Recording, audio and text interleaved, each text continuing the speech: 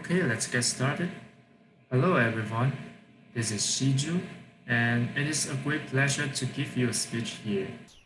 Today, I want to talk about uh, nonverbal cultural differences. First, let me show you what is nonverbal communication.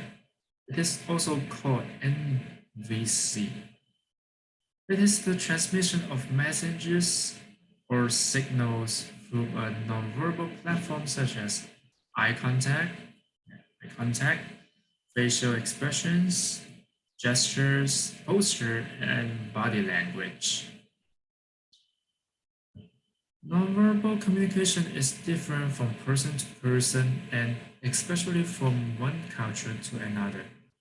Cultural background defines their own nonverbal communication as many forms of nonverbal communication like signs and signal learned behavior. As there are many differences in meaning of nonverbal communication, miscommunication can occur when intercultural people communicate. People can offend others without meaning to due to their cultural differences in nonverbal communication. Next, let's take example from three specific aspects.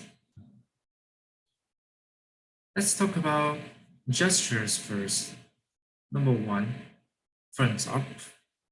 Gesture such as thumbs up can be interpreted differently in different cultures.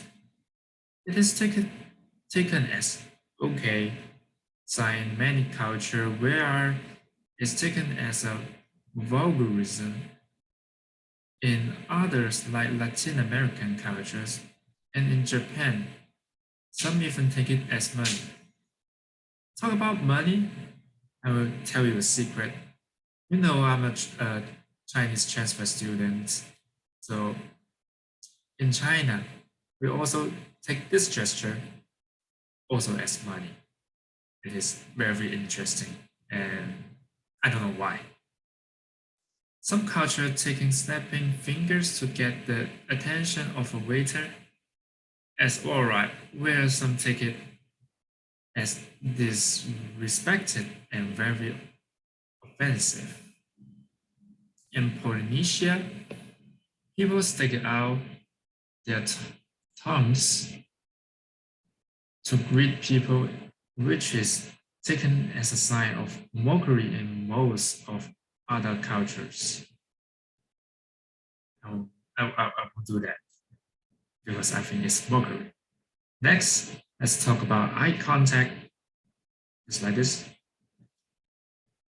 Western cultures mostly consider eye contact to be a good gesture. It shows confidence and honesty. But in other culture, in Eastern culture, sorry, as Asian, Middle Eastern, and Hispanic do not take it as a good expression, it is taken as a rude and offensive expression. Unlike in Western cultures taking it as respectful, others do not consider it that way.